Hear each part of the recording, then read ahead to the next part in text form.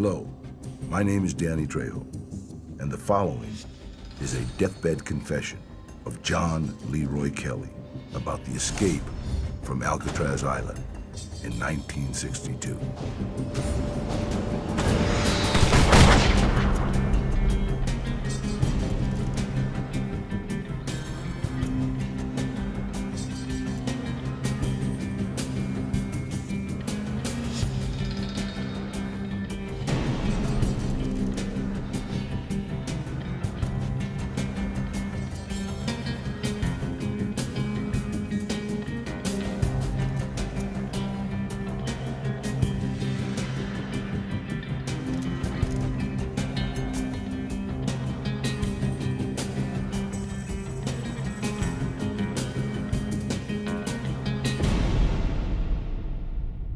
The greatest mysteries of the 20th century include the disappearance of Jimmy Hoffa, the JFK assassination, and the Alcatraz prison escape. In 1962, 3 inmates escaped from Alcatraz Island Federal Penitentiary. This was thought to be impossible. Their bodies were never found, and they were never captured. Until recently, there was a $1 million reward for information that led to the capture or discoveries of the bodies of Frank Morris, John Anglin, and Clarence Anglin, who escaped on June 11, 1962. No one knows if they drowned in the chilly waters off Alcatraz that night, or truly made it off the rock. Recently, a new document was uncovered, a deathbed confession of a low-level criminal claiming involvement in the escape, which sent Art Roderick, the head of the U.S. Marshals, and his partner Mike Earp, descendant of legendary lawman Wyatt Earp, cross-country with filmmaker Daniel Zarelli to investigate the oldest open case in U.S. Marshals history.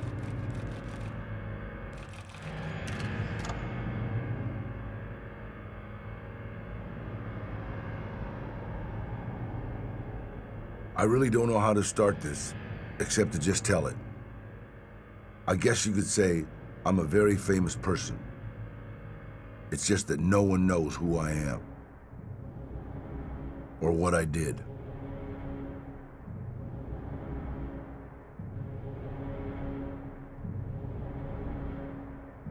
I, along with a man named Robert Michael Kyle, helped to pull off one of the most famous prison escapes in United States history. There was a lot of people involved in the escape from Alcatraz prison. I know for a fact that high-ranking guards were paid for their part in the escape. I believe, from what the convicts told us, that the prison officials had to know or strongly suspect that guards at the prison took part in this escape. On Monday, June 11th, with Robert at the wheel, we picked up escaped inmates Frank Lee Morris, John Anglin, and Clarence Anglin. We took them north to Seattle on the boat. In the first 2 or 3 years after the prison escape, my Uncle Donald, the one that got me involved in the escape, said that the convicts' family members called him wanting to know what happened. I always told my Uncle Donald that me and Robert left the convicts in Canada and never saw them again.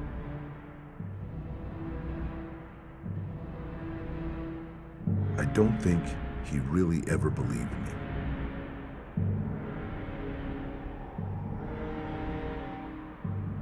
Please forgive me for what I did.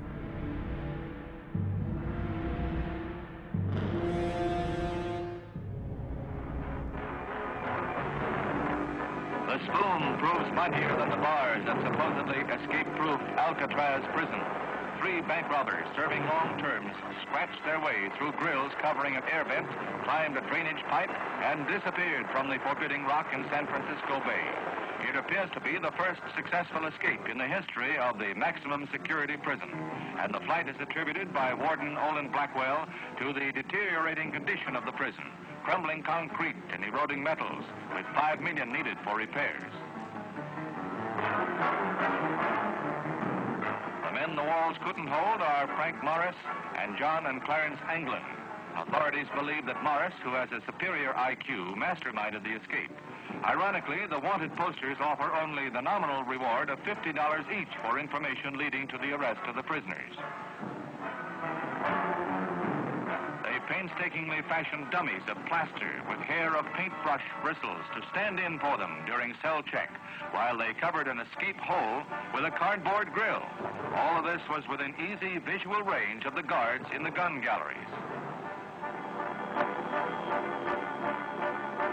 They climbed drain pipes to the top of the cell block and then slid down vents to the ground. Again, all of this within sight of guards. The escape triggered the greatest manhunt in San Francisco's history, as agents of the FBI, Coast Guardsmen, Highway Patrol, sheriff's deputies, and local police join in the search. Whatever their fate, the three convicts have apparently accomplished a feat that many have tried with no success. For most, the name Alcatraz evokes images of iron bars, hard concrete, and brutal guards. A purgatory for anyone trapped inside. Although this is what Alcatraz became, it started as something very different. Isla de los Alcatrazes, or Pelican Island, was first surveyed in 1847. Devoid of any real natural resources and only one or two landable beaches, it seemed an unlikely asset to the newly acquired Republic of California. The U.S. Army, however, quickly saw the value of the barren rock. Sitting at the heart of the bay, the island was seen as an ideal location for artillery batteries that could protect the recently renamed hamlet of San Francisco. In 1853, construction began on Camp Alcatraz. Completed in 1859, the island became the first permanent harbor fortification on the United States West Coast. Declaration of Civil War in 1861 left California fighting on the side of the northern states. 300 Union soldiers were stationed at Fort Alcatraz to fend off any possible Confederate assault on the San Francisco Bay. These soldiers waited for an attack that never came. Never once did the cannons of Alcatraz fire on an enemy. The camp did, however, find its use during the war. It began serving as a military prison for captured Confederate soldiers and sympathizers. It continued to operate as both fort and military prison for another 40 years. In 1900, it was decided that the fort would resign all defensive duties and would operate solely as an Army prison. Over the next 30 years, the inmates at Pacific Branch U.S. Military Prison Alcatraz transformed the Rock, as they called it, into the world's largest and most modern prison. Finally, in 1934, the War Department said goodbye to Alcatraz and handed the island over to the Department of Justice, where it remained until its closure in 1963. This is the era that the island prison is most famous for. The worst of all maximum security prisons, the most difficult time that any inmate could do. Alcatraz Island Federal Penitentiary. In its almost 30 years as an operational facility, Alcatraz was home to the nation's most dangerous and notorious criminals. Gangsters like Chicago crime boss Al Capone and Los Angeles-based mafioso Mickey Cohen both found themselves locked inside the walls of the Rock. Other most wanted criminals like Machine Gun Kelly and Doc Barker were also sent to Alcatraz. A veritable laundry list of the nation's most famous criminals declared residence on the Rock at one time or another.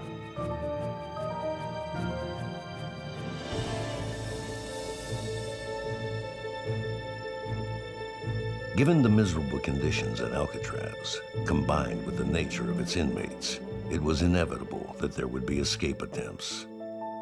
However, In its 29 years of operation, Alcatraz claims that no prisoner ever successfully escaped. This is the Alcatraz prison escape statement. And I've faxed it to both the FBI and the U.S. Marshals, and they've deemed it credible enough for follow-up. So 2 U.S. Marshals and a tracker and myself are actively looking for the site that's mentioned in this statement.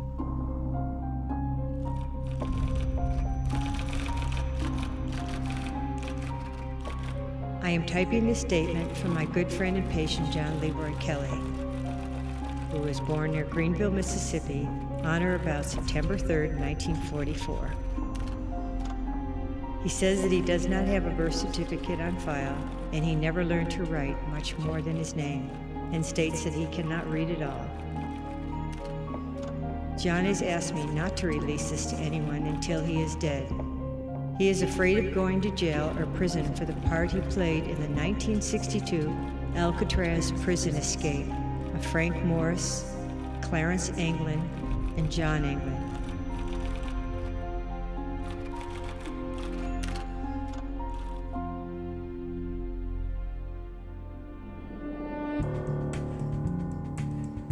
When we get in these type leads, we look to say, we can't say, okay, this is it, it's a home run.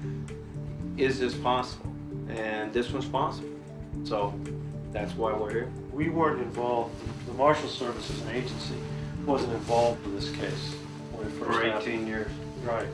We didn't get it until 1979, 80, I think. 1980, 81, yes. when the Attorney General made the Marshal Service responsible for what they call the escape and rescue statutes, which are the federal statutes that an individual is charged with for escape or aiding and abetting an escape and all that. So that case came over to us when the Attorney General gave us that authority, more or less moved it from the FBI to us. So we didn't go back and try and recreate the investigation, because let me tell you, the Bureau 1,700 pages. They did a lot of stuff. I mean, surveillances, interviewed family members, year after year they went back, and they did a real good investigation. So we weren't going to go back and recreate that. Basically, what we've done up to this point is if something comes up, we'll follow the lead out till the end. Thousands of people visit Alcatraz Island every year to see Al Capone's cell and hear about the Birdman of Alcatraz. They come to see how Frank Morris and the Anglin brothers escaped. What they hear are the tour-guided facts, a rehearsed and recited account based on speculation as to how the escape actually happened.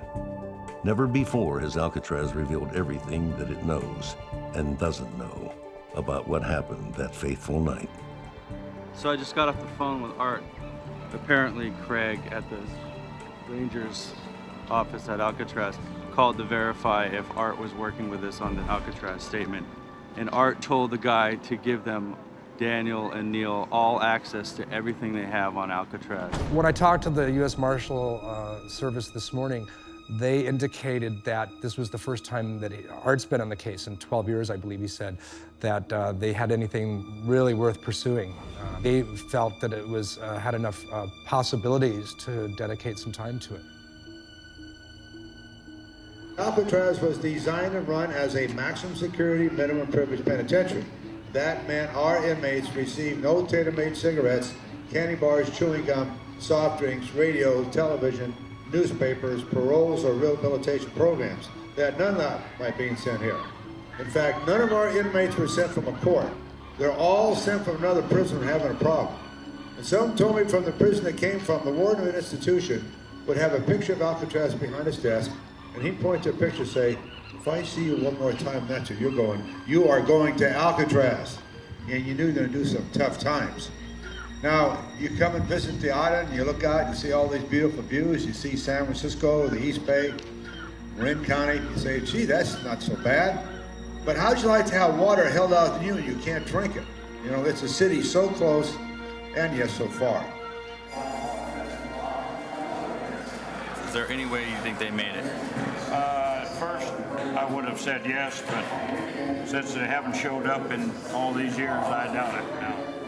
Given the bay and the tide conditions that night and what physical evidence was discovered over the next couple days by the FBI, most of the staff on the island have been of the opinion that they probably didn't survive the swim. I don't think there's been any trace of them found, which in a way is kind of unusual because bodies do turn up in the bay here mostly when somebody drowns. They'll find pieces of them, they'll find parts of their clothes. 50 degrees out there, or about 10 to 12 Celsius.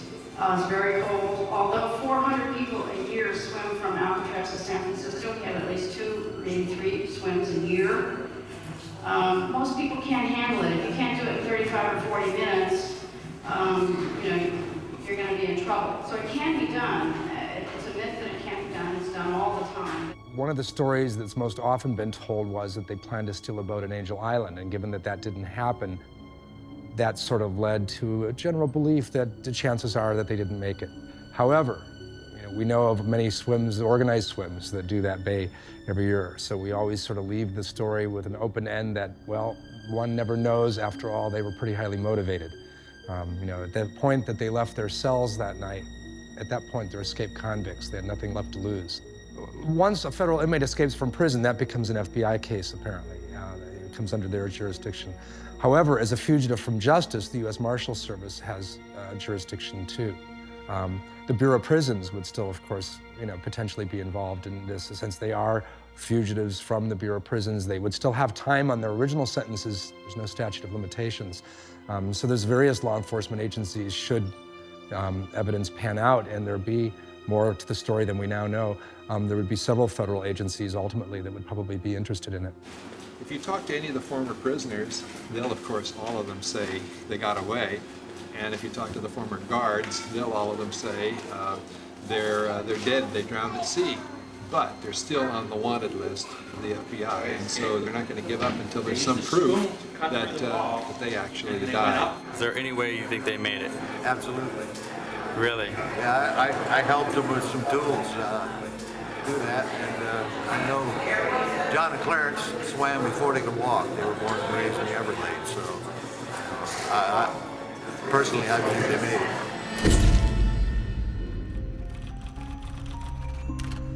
John has told me that he and a friend helped the 3 convicts to escape from Alcatraz Federal Prison in San Francisco.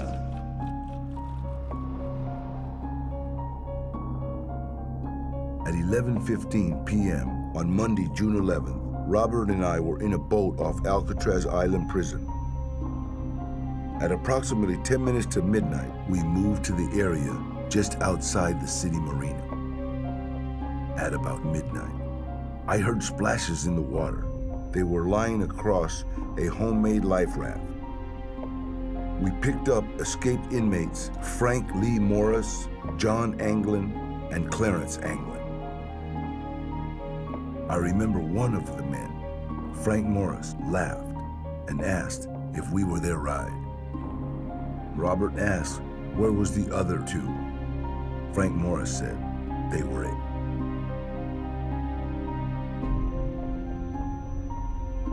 We took them north to Seattle on the boat.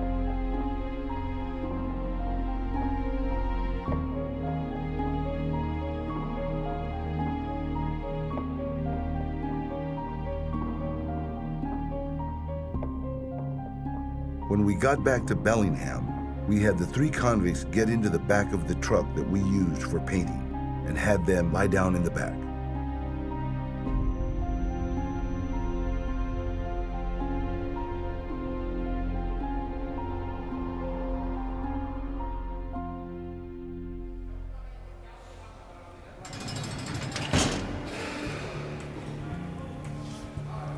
Alcatraz had a reputation, I think it was to a large degree deserved, of being run more by the book than any other facility. It was part of the reason they created Alcatraz in 1934, because of problems that did exist in other federal prisons.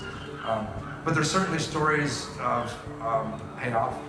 I mean, at a low level, there were guards that broke some of the rules, inconsequential rules, like you weren't allowed to have candy. There was no commissary to buy candy there. Yet there was a correctional officer who worked in the shop that would sometimes slip in and make a piece of candy if they'd done a particularly good job on the line. One day, one of those inmates got caught with that candy, and rather than turn the guard in, he did 19 days in solitary, I guess it may have been more. punishment for refusing to inform, because they knew this had to come from correctional staff. We know of, again, religious staff on the island that came out here, in at least one case, smuggling letters off the island because they felt the inmates had more of a right to private correspondence with their lawyers than what the law allowed at that time. Craig, one of the rangers here, said that the religious staff sometimes thought that conditions were a little tough and that sometimes priests or the religious staff would help give information in letters, bring letters to the families and such. Do you know anything about that? No? No, I would say that the religious staff, as I understood it, certainly myself as a part of the religious staff and the priest that I worked with coming out here, were scrupulous about that. We were instructed in a number of ways that we were never to take any contraband in or out. Okay. And also, there was a no hostage policy. So when we went down into the yard to walk around and talk with them down there, we knew that if they ever grabbed us and captured us in any way at all, the guards on the towers would start shooting. And so you kind of took your life in your hands if you ever did go down in there. But I never ever felt insecure around the prisoners. They were always extremely kind to me and also very respectful of me. And I think part of it had to do with the fact that we were able to get in here from the outside. Very, very few people, including their wives and children, couldn't get into this prison. They could talk to them through those walls, you know, with those 2-inch thick glass windows and through telephones. And we would actually walk in here and we could touch them, they could touch us, and they could ask us questions. We could tell them about the outside world. And so we were kind of a breath, I was, and the chaplain service people were a kind of a breath of fresh air for them and a kind of a bright spot in their life. And they were not about to hurt us or take us hostage. I never had any ever experience like that. And I also never heard of any chaplain ever taking contraband in or out. Right. Now, sometimes we took messages in the sense that you'd say, well, say hello to my wife or somebody if you knew the person, but you just say hello, that was all. Apparently there was a woman on the outside that was helping make arrangements for their escape. Well, that's what they said.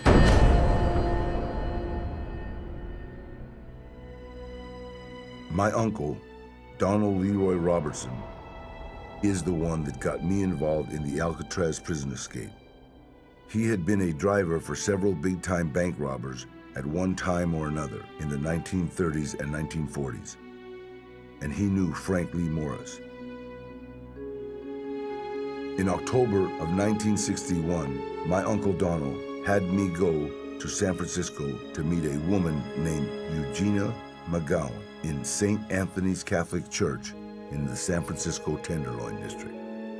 That day changed my life forever. Many times over the years, I have wished that I had not went to that meeting. She told me that day that 5 convicts were going to escape from Alcatraz and that she needed me to provide a boat to pick them up and take them to safety. She told me that the convicts' families had come up with over $60,000 to help them escape, and that 6 guards at Alcatraz prison were receiving payoffs to look the other way or to help the convicts.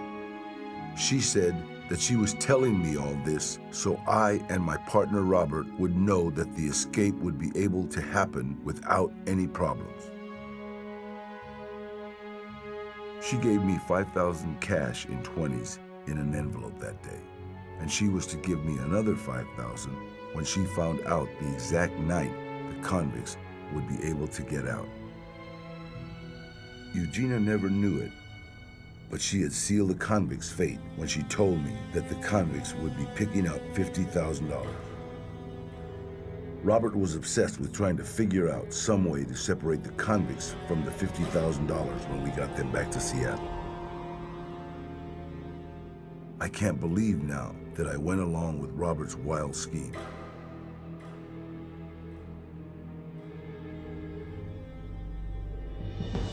According to all the evidence available, most importantly the FBI's investigation, the point at which the Anglin brothers and Frank Morris went into the bay was just around the corner from the point you see from here. But their choice of location to go into the water, it would have been very important to take into account this tower being here. Other towers were by and large at the back end and other side of the island. There used to be a tower on the roof of the cell house from which they made their escape from the building. That had been closed down due to budget cuts and staff shortages years earlier.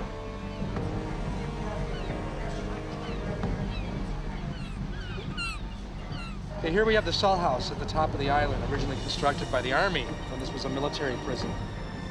The Anglins made their escape from an air vent approximately in this area.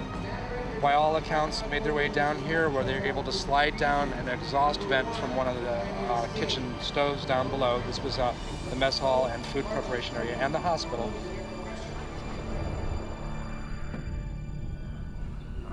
Remember, as you look at the island, the plush vegetation all over the island today didn't exist back then. You didn't want a shrubbery this tall in the days that this was a prison. Everything was very low and trim. There were gardens, there were flowers, there were trees, but everything was trimmed in a way to prevent there from being places to hide.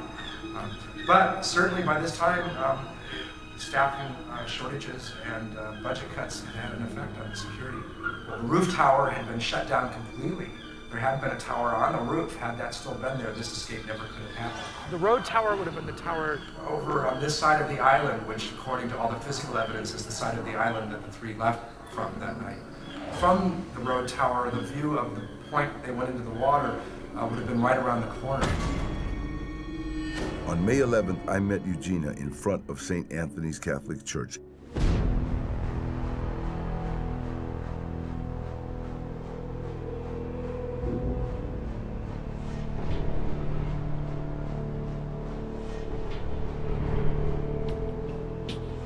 We walked to the waterfront, and we met a man in the shadows there.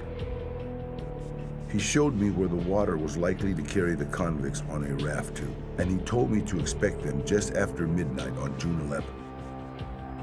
He told me that the convicts would run into no trouble because he was going to make sure that there was no guard in the road tower that night.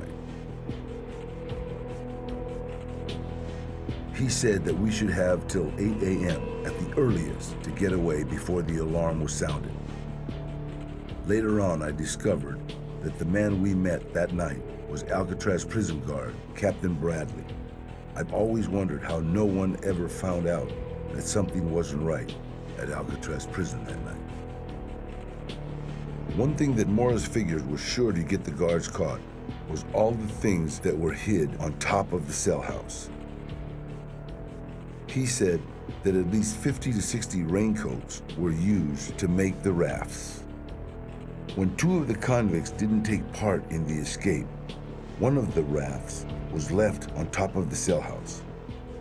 Morris said that several guards, not just one or two, turned their heads or just didn't say anything about the things they had seen in the weeks leading up to the escape.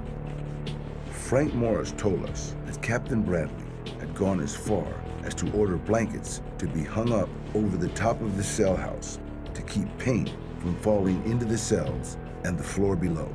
But the real reason the blankets were put up there was to give the convicts unrestricted access to the rooftop of the cell house and to allow the convicts to escape. I mean, ironically, even though everyone knew those blankets were there, it's not in the official Bureau of Prisons report. The fact that those blankets that were up there blocking the guards' view of that area on the roof of the cell block, allowing them to make their escape that night, the fact that those sat there for months, arguments amongst the guards, who has authority to okay those blankets being there or not. But what it was is some of the guys planning to escape worked in the cell house, and they pointed out how badly that area where there's some utility pipes between the top of the cell block and the actual roof of the building. There was a gap there by design. So each cell block is a building within the cell house, but no part of the cell block touches an exterior surface of the building. Well, they needed some way to work up there to get through the air vents. And so they said, well, we need to paint this area. But look at all the dust and debris and paint chips that are gonna be flying around. Gee, can we get some blankets from the Army supply that we wash out here and hang them up to contain all the dirt and debris? One correctional officer said, no way. The other one pulled rank and said, no, go ahead. We don't want all that stuff floating around the cell house and people getting eye irritations from this and stuff, so go ahead and do this. How many people do you think knew about the planning of the escape? Everybody but the guards. One of the inmates that was in the cell house at the time that was marginally involved in the plan, the night of the escape, and this is fairly well documented, some tools or other implements were dropped down through the utility cord or bounced off some of the water or sewage pipes that are back in that area. What surprised him was the lack of a response. I mean, these guys were climbing up and down the pipes every night in the backs of other guys' cells. And so they had to make all kinds of arrangements with these people because there was a group of black prisoners that were in here. These were all white guys. And they had to climb, and they were white Southern prisoners too, and they were climbing up the backs of these black guys' cells to get up on the roof. Well, it didn't take them very long to figure out what was going on, and so they had to make some compromises and deals with the other prisoners around here, and so word kind of got around and got around and got around. I must say, I was surprised, believe it or not, I was surprised that I didn't know anything.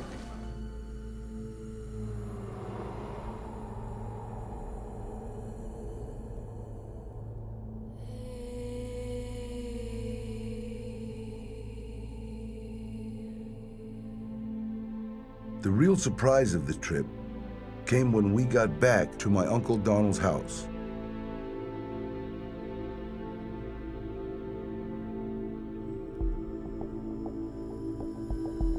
He was the one holding the hidden 50,000.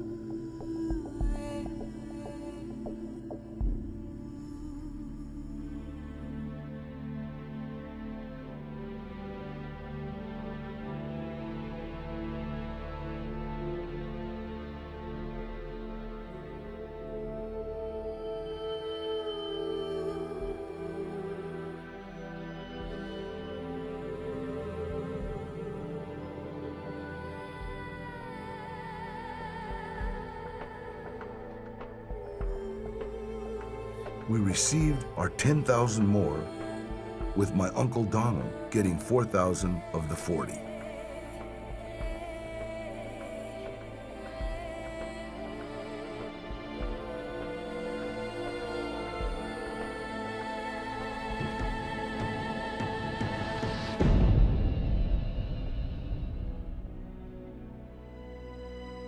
We stayed at Uncle Donald's for over a week. Frank Morris and the Anglin brothers were sure the guards would be arrested and kept listening to the radio and watched the newspapers to see the story about the arrest of the guards. But it never happened. When they read the story in the newspapers that spoons had been used to dig out of the cells, they broke down laughing. They said that shortly before the escape, jackhammers were used to replace the toilets in the cells. The jackhammer was operated by Alan West, who they said had been assigned to prison maintenance since May of 1961. He was allowed to work in the space behind the cells alone because the guards didn't want to get dirty. While he was back there, he used the jackhammer to cut the air vent open. The 3 convicts said they would have never been able to get out if it hadn't been for Alan West with the jackhammer. Alan West is generally credited with being very involved in the plan and with the escape attempt. His statement to the FBI was the night of the escape, he had trouble opening up the fake air vent that they put over his cell and then trouble getting out. That's why he didn't escape that night. By the time he got out and up to the roof, the other 3 were long gone. If you've ever been up there, it's interesting to get on top of the cell block and take a look at what they actually did up there, which is phenomenal when you see what they had to do under the scrutiny of the guards. We know other inmates that were here that aided and abetted in other ways escape attempt. It was real obvious talking to inmates that were on the island at the time that there was a lot of people that were aware of what was going on and in various ways supporting them. June 12, 1962, the escape had occurred the night before, but none of us knew it, and because the masks worked, the dummies worked. You know, we know people that helped them with getting the flesh tones right, to add a little rouge to make the cheeks look more realistic, hair from the barbershop, tools and implements from around, the material. I mean, it had to be a significant amount of fabric, raincoat material for their vests and their pontoons that they were using to build some sort of a raft. Alan West, those 4 men, Alan West was the most dangerous. He got the men up there. If it wasn't for him, they'd have never gotten to the roof. Alan West is generally credited for being, if you will, one of the main brains behind the escape. You know, others say other things too, but you know, he certainly was involved. Certainly had an opportunity that night to be the 4th man. But he didn't go in the end, and people always wonder why. He either couldn't get out of the cell like he claimed, or he chickened out, take your pick. I kind of thought about the idea that maybe he had decided this was a suicide attempt rather than an escape attempt. Didn't want to say to the other guys now very involved in this, hey, I don't think it's going to work after all, and maybe just backed out and didn't try to get out that night, knowing that they wouldn't wait for him. Whether or not that's true, I have no reason to know one way or the other, but that seemed like another possible scenario to why he was still in his cell that morning when the other three were long gone. What more could they get? Just more time if they were caught trying to escape? What they would have had was probably some time in isolation, D block at that time, and then certainly time could be added to their sentence for the escape attempt. What is, can you describe what D block was like if you were put in? Ironically, it had the best views in the cell house and the largest cells because it was the most recently renovated area. What made D block tough was that good view, because that was a view of freedom you didn't have. And the fact that you were locked in there 24 hours a day. It was a larger cell than the regular inmate cells because they were newly renovated in the 1940s. But you were on lockdown 24 hours a day. You didn't have any of the privileges to have a job, the mess hall, any of the other privileges that the other inmates got here, which were a lot less than other prisons. D block was, mentally it was a tough time to spend 24 hours a day looking at the same three walls and set bars.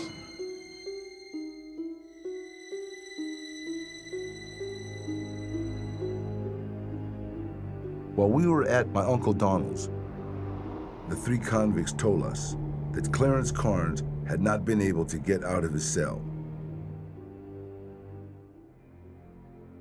and that Alan West had just flat chickened out. He told them he was going all along. Then at the last minute, he told them that he was afraid of the water. He was also concerned that they would get in the water and there wouldn't be any boat out there. They didn't know it, but that made things a lot easier for us. The fact that there was 3 convicts, not 5.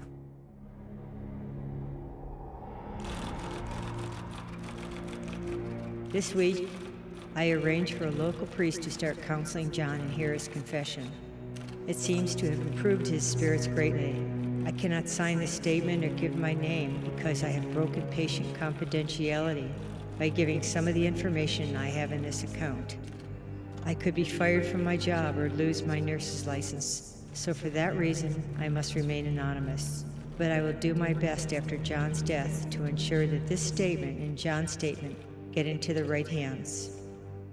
Do you know if the nurse that took the statement from John Kelly, if she took, there's something in there that says that put it in a safety deposit box. I've got the original document. Is it handwritten or is it typed? It's typed. I know she says I typed, but I didn't know if originally she took, because she was trying to turn it over to John's sister, but she didn't want it. So she gave the whole thing up, huh? Yeah, and I mean, it's weird for somebody to send me like an original typed or printed. I mean, it was the 80s, so there were computers. I mean, this is it. I mean, it feels like, which is is not a just a copy. Xerox. That's just a copy of the exact copy.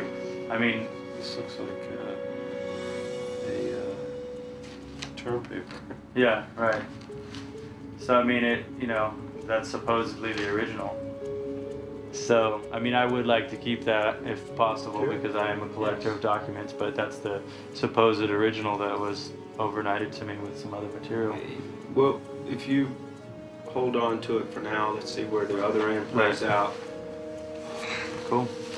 We'll maybe asking you for the original. Now, in the late 80s, early 90s, there was a couple of shows that came out. Unsolved Mysteries.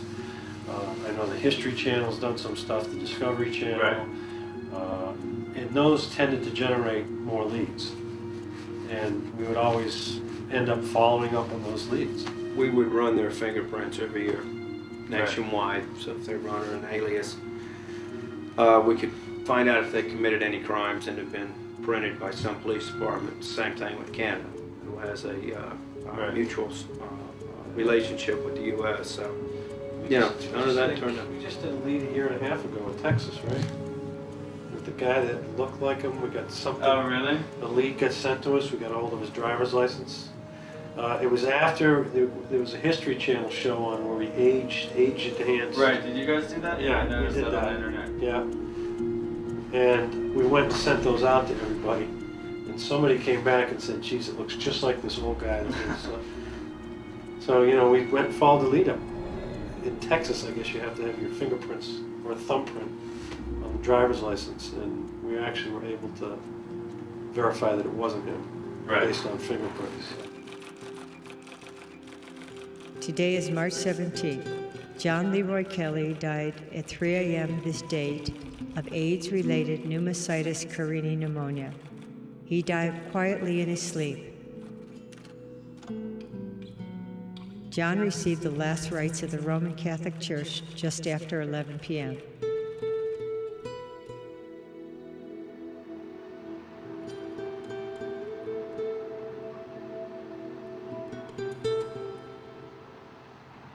So I got some information that we can go check out a death certificate down the street on John Leroy Kelly. If he died in this area, apparently it will be on record, and that's where we're going next.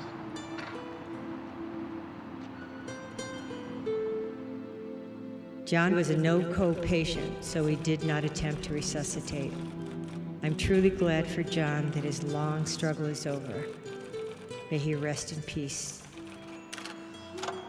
I basically narrowed it down to about 5 hospices in the area. And from that, we're going to go back to the Hall of Records and find out if there's a death certificate. But even without a death certificate, we can get a lot of great information now. Sarah Lang of Vancouver, British Columbia called me on the phone and asked if she could come down and talk to me about her brother. I said yes, if she could agree to complete confidentiality concerning my identity. She agreed, and I met her at the downtown public library. During our meeting, she brought up the Alcatraz prison escape and asked me what her brother John had told me about the Alcatraz incident. I gave her a copy of everything, and she stated that it was the same story that John had told her for years before. She stated that she had heard the same story over and over many times from John and felt she almost knew it by heart. That he and a friend helped the 3 convicts to escape from Alcatraz Federal Prison in San Francisco. And they then killed the 3 escaped convicts to keep all of a large sum of money.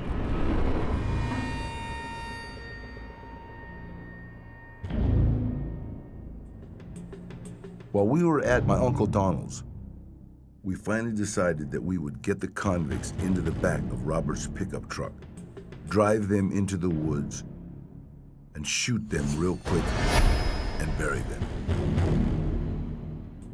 Robert picked a good spot along the highway, and we even dug a big hole before we picked them up.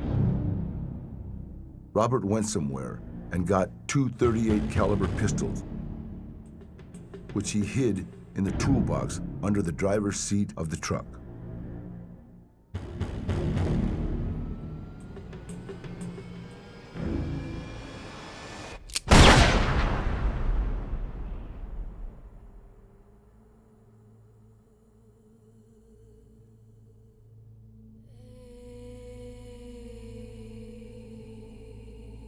I told her about John making his confession to the Catholic priest, and that I felt it had helped John's peace of mind tremendously. And I told her that I believed John had died in peace. I had offered her these papers, including John's statement, but she said she did not want to get involved. She told me that it was true about their Uncle Donald being a driver for big-time bank robbers. She said that back when he was doing this, that it worked out very well. She said that there was a family rumor that Uncle Donald had at one time been sentenced to a lot of time in Angola State Prison in Louisiana, but that he escaped after a very short time and fled to the Pacific Northwest. According to her, no one ever found Uncle Donald, and he died of an old age in Seattle. One interesting thing she said was that John had trouble getting rid of some of the money they took off the convicts because it was so old. She said that some of the bills were very large, but were still legal tender and could be spent. When she got up to leave, I again tried to give John's papers, but she refused and left. I don't really know who to give John's statements to. I have thought about mailing it to a news agency or the FBI, but I'm not really sure what to do with it. Like John, I feel the time had come for the truth about the Alcatraz prison escape to come out. I miss John at times. He probably was right about being famous if everyone knew the truth about what he did.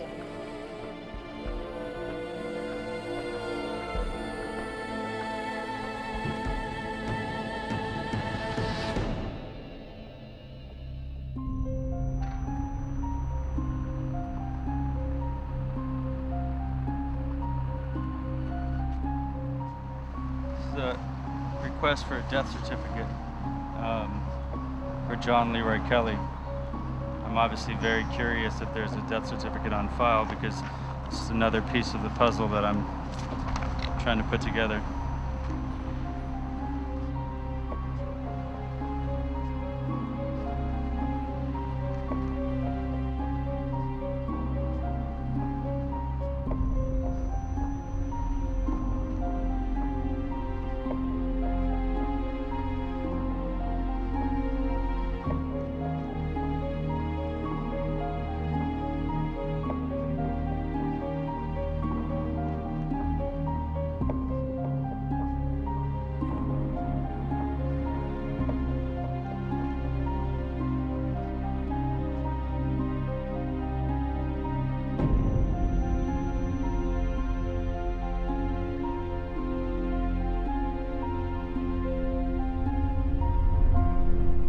Typically, an escape, a couple things happen. For example, in the case of Henry Young, who they made a movie real loosely based on him a few years ago, when he escaped from Walla Walla State Prison, the first thing he did was go home. One thing that has led circumstantially to our belief that they probably didn't make it based on what we knew so far was the fact that there were no crimes later on that were attributed to them. There was no, although family members have talked to us and claimed there were things going on, they're not going to want to spill the beans, as it were, on that. The typical escape would leave a trail. And it's not to say that there aren't exceptions, but to go home, to rob another bank, to commit another crime, to do something to leave a fingerprint somewhere is not at all uncommon. And it's been lacking that over the years, since it's been so many years and nothing credible so far had shown up. That added to the likelihood that our opinion, or my opinion I should say, that they didn't survive the bay, and it just added to that. The fact that these guys never surfaced again, the fact that they never were connected to any crimes again. Not to say that, well, people say, well, if they were smart, they wouldn't do those things. Well, if they were smart, they probably wouldn't have been doing what they were doing to begin with, is the other way to look at that. Because we always stuck to the theory that if they had escaped and got away, they would be committing crimes. Right. So they would eventually get caught. The only thing they knew to do was bank robbers, or career criminals. So we knew that if they did get away, they weren't in the U.S. Right. And they probably weren't in Canada, because Canada has the same type of law enforcement program that we do, and they eventually would have got caught doing something over there. So that's why we really looked at anything internationally, and we weren't really concerned with the historical. We've had cases like this before where somebody's actually gone back, dug the bodies up, and then spread the bones someplace. All we end up with was fragments of bones in there. They're never going to get up all the bones. There's going to be, if there were bodies buried in there and somebody came back to get the bodies up, there's going to be something left in there. Gotcha. Okay? It's impossible to get everything once you put something in the ground like that. What would be the method of forensically finding out? Is there dental records, or is there DNA of any kind? Or we'll have to make that determination, and whichever state or local authority we will be dealing with that. We do have records. Yeah, I've got records of them. Dental records? And medical and dental records from the Bureau of Prisons, so we can use that, but we'll make determinations. Of course, I know we're ahead of ourselves. This is fluid. We're going to have to play a lot of this by ear as we go.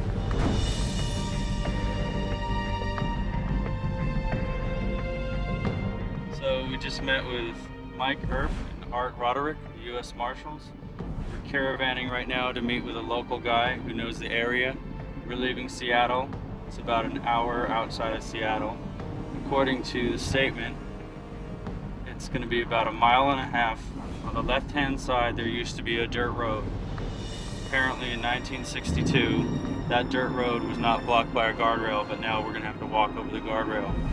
From that point, we go down the dirt road, and apparently there is going to be some big rocks that we're going to look for, and some trees. On the rocks, as of 1993,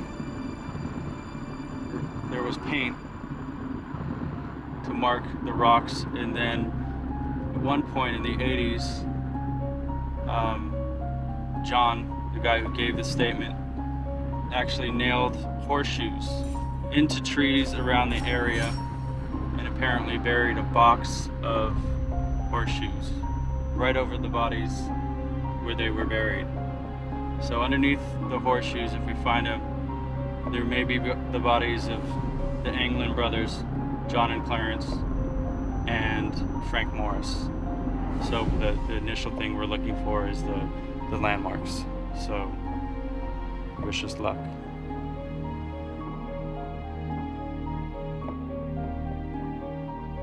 Over the last weekend, me and my son took John up to the spot where he says the 3 convicts are buried. There was still some splotches of yellow paint on the big rocks, just like John told me there would be. We took 4 gallons of red deck paint with us, and my son made a big circle and an X over where John says he and his friend Robert buried the 3 convicts in 1962.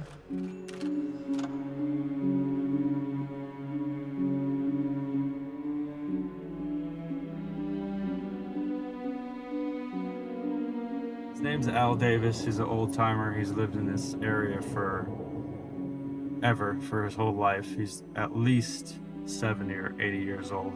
Really funny, nice guy. He said though, if you go back even 10 years, 10, 20 years, everything's changed about this location. He said even for myself, he goes, that could describe 4 or 5 roads that aren't even there in existence anymore. So it's gonna be really hard for you to find what you're looking for. He said that we're like 5 miles off base. He said most likely that we should go back up and turn to the right, sort of where that area that near the lake where we went. And there's actually another right turn that kind of just, I let him read the one paragraph about the directions. He said, you have better luck in that area. But, you know, he just said there's just 4 or 5 places in this area that have changed, and it's just going to be hard to find based on those semi-vague. It sounds like vague directions to him because there's too many options. You can no longer turn off the highway at that location. There's now a guardrail, and you have to park on the roadside and walk from there. We were able to find 2 of the horseshoes nailed to the trees. Okay, so we have good news and bad news. The good news is we met with a tracker who knows exactly the area and exactly the turnoff where he thinks, you know, the statement is pointing to. The bad news is that he said it's a big area, it's going to be hard to find, and that it might be snowing, so there might be snow on the ground. So anyways, we'll see.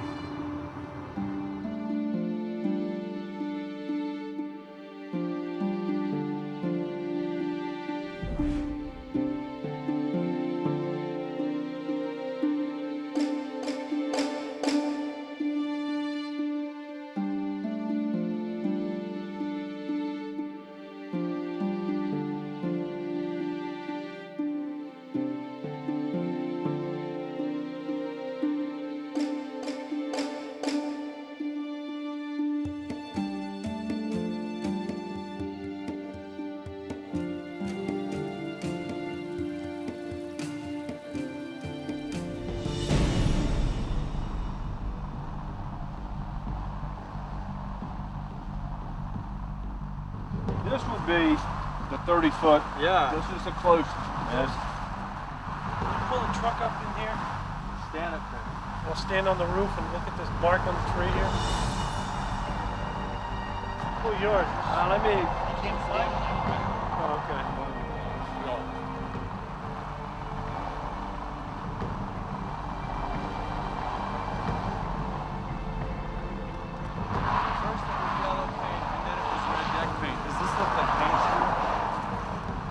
looks like yellow paint. And does this look like red deck paint? Sure does. Holy shit! And does that look like it could be a knot where maybe a horseshoe was up there?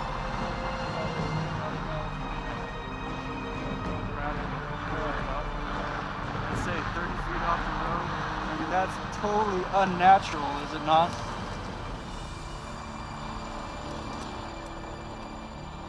I mean, it could be analyzed, of course, but I think it's worth bringing a metal detector in this area. Look at that.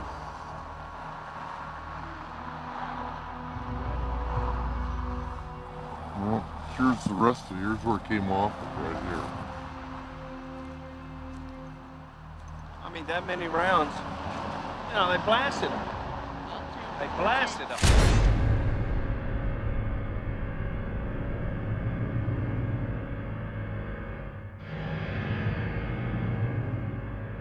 On June 21st, we started driving towards Canada in the truck with the convicts.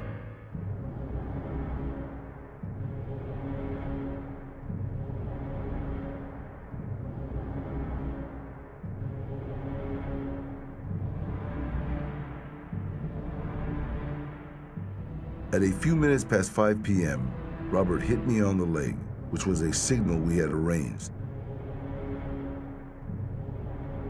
He told them we were stopping to pee.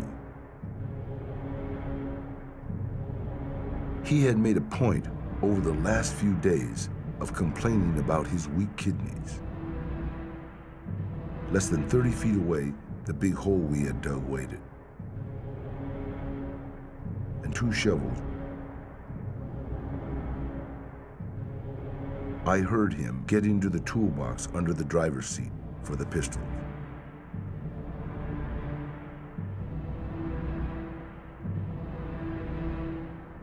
And he handed me one of the pistols down by his side.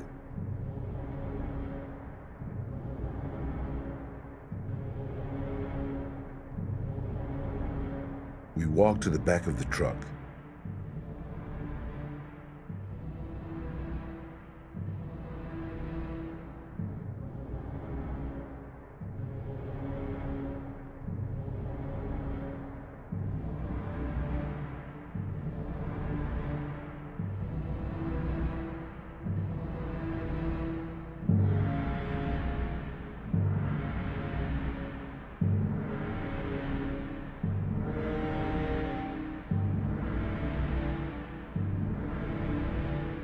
Robert opened the truck's tailgate.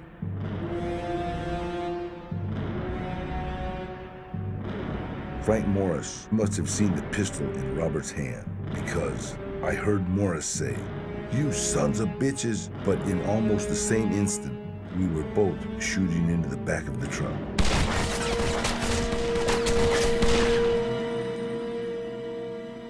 I've never been able to forget the way they jumped around and the sound the bullets made when they hit their bodies. It was the worst thing I did in my life.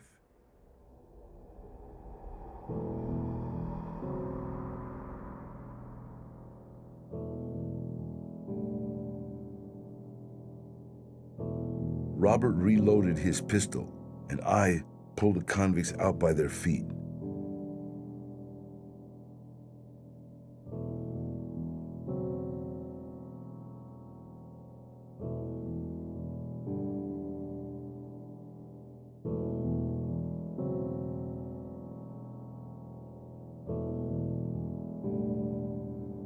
John Anglin was the last one I pulled out, and he was alive and talking. Even though he had been hit several times and had to be hurting very badly, he begged not to die. But Robert shot him 3 or 4 more times.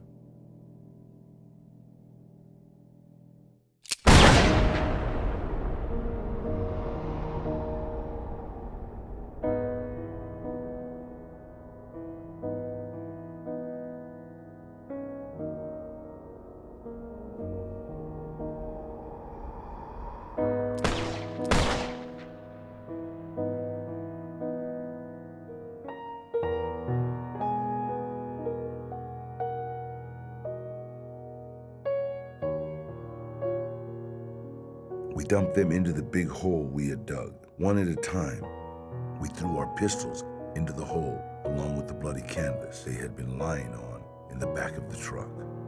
We covered them up and spread a bag of grass seed all over the dug-up ground.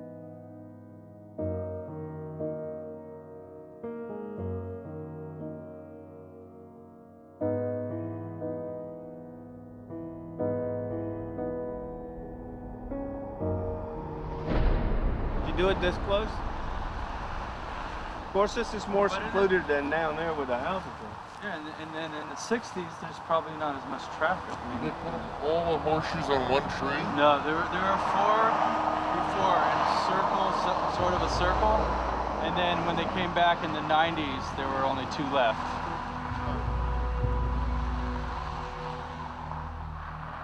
We're looking up at a tree, and if you look closely, it looks like potentially where a horseshoe could have been at one point. Either the tree could have grown around it, or the tree could have pushed it out of its bark. Would it maybe grow around the tree or push it out? Yeah, if you go around, this is a spot here we're going to have to... Yeah.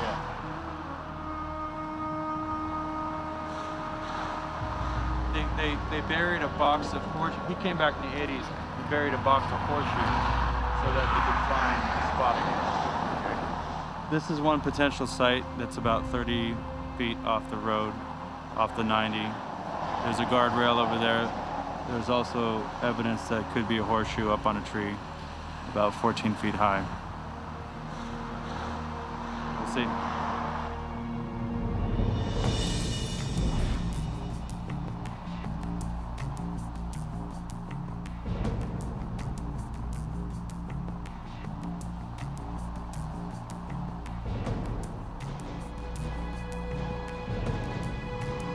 It's not far. I think it's got potential like crazy. Those paint chips and that little place that could have been a horseshoe at one time.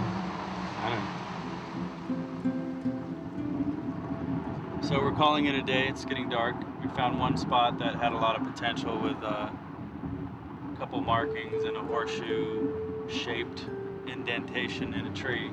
So we're gonna come back tomorrow at the spot, see what else we could find out. Yesterday, we were a little discouraged when we went to the location because the rocks weren't quite as big as we expected. And there were a few things about the statement that, that Mike Earp had pointed out that troubled him in some manner. I mean, most of the things about the statement turned out to look like they're totally correct and accurate. But some of the questions he posed, I gave it a little thought over the last 12 hours, and this is my idea of the answers, maybe. One of the things that he said was that it was very unlikely that they would trust somebody with $40,000 or $50,000, this person, Uncle Donald, because in the 60s, that was a ton of money. Now, I thought about that, and number one, Frank Morris, he was friends with this Uncle Donald. And Uncle Donald was 78 years old at the time. So I just don't see that some 78-year-old guy would necessarily run off with the money from a friend of his at that age. The other part about it's being a large amount of money, you know, for sort of like two-bit thieves to put together. When you think about it, there were supposed to be 5 people, 5 convicts escaping at Alcatraz. So 5 people, let's say $40,000 or $50,000, their family, some of the money that they got in bank robberies. That's only about $10,000 a piece, approximately $10,000, $12,000. So to start a new life in Canada, which was obviously the idea according to this statement, $10,000, $12,000 a piece, split by 5 men, seems like a reasonable amount of money to put together, especially if you've got a loved one in jail. Back to the location. So we went to the location yesterday, and so, you know, in our mind's eye, we sort of maybe thought these rocks were going to be bigger. We did find some really interesting evidence. We found a really cool-looking horseshoe-shaped indentation in a tree. We also found some paint scraps in yellow and red, which is, again, we didn't find exactly paint on the rocks.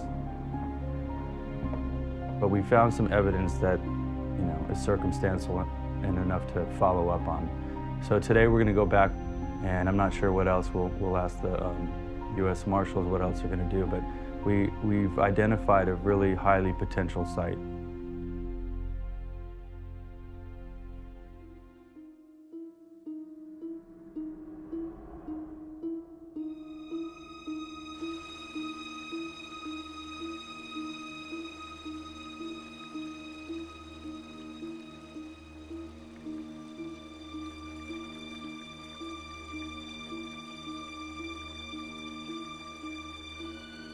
Okay, we're back at this spot, and I just found a few interesting things. Okay, originally they said that he nailed 4 horseshoes into a tree. Just bear with me. Look at that nail. 1. See the nail?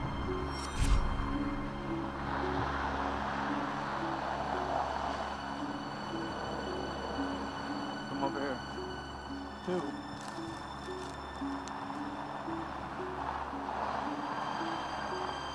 Second nail.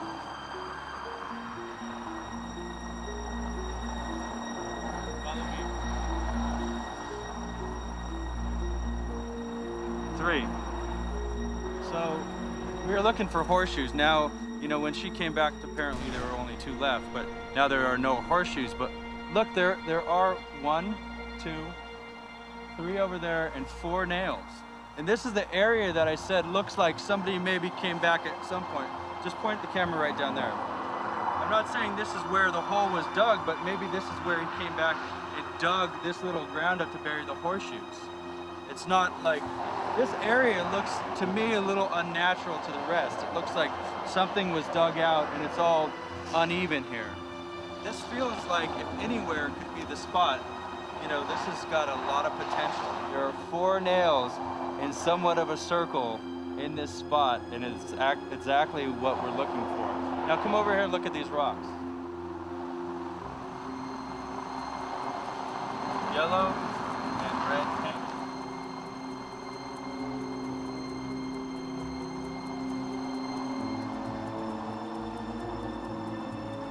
I'm hoping that we'll come back and survey this whole area, because this ground, this area, and those markings look good to me.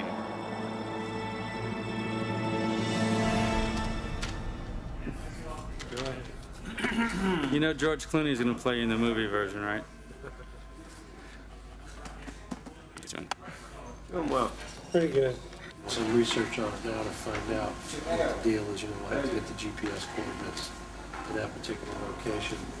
We'll probably do that today. But I know the name of the individual you got this statement from. If we could just do we can run a background on him right now. We can call our headquarters, find out if he's connected to what his mother's name is, where she's Right. from, and where he's been. Right. He's got to be. I mean, he's got to be. Yeah, he's real paranoid about his identity. Right. You know, we're at that point. I mean, we don't even know if she's alive. Of course. Right. Right. And if you're telling me this guy sounds like he's in his 50s, and this is his mother, and she's got to be at least in her 70s or 80s. Right. You know? Right, I got you. So. Okay. And we're going to But have. the guy's statement is, let's be honest about it. Yeah. They are the ones providing statements in reference Right. to this guy confessing to homicides and whatnot. Yeah, those law enforcement officials that could be investigating that, yeah, their name's going to have to be known. They're going to be questioned. They're going to be interviewed. They're going to be possibly compelled to testify. I mean, there is a for the possibility. accuracy of these statements. Right. There's no doubt. I don't want to mislead you on that. That is. I mean, as far as we're concerned, the public's not going to get any information. No, we're not going to release I anything. mean, we don't. But to law enforcement, yeah. Right. It's Mike.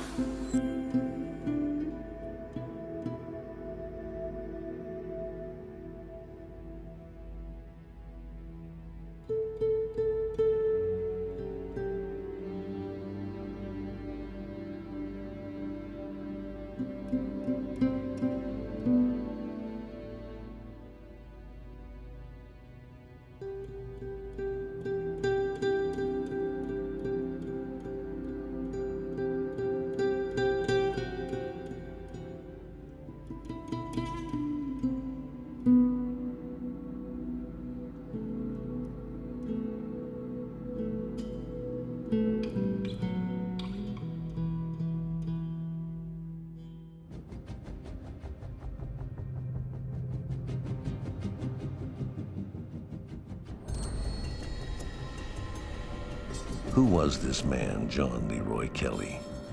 A phantom? A charlatan? A phony? Or was he telling the truth? Did he and his partner take part in one of the most well-planned and coordinated escapes in history? An escape that could only have been successful with help from inside and outside the walls of the rock. What is irrefutable is that the three men made it out of their cells and into the water that night. It is only speculated that they drowned at sea. Was the culmination of their complex plan merely to swim across the bay, risking hypothermia and drowning, only to come ashore in bustling downtown San Francisco? Or did they have something more sophisticated in mind? For now, their fate still remains a mystery. Or does it?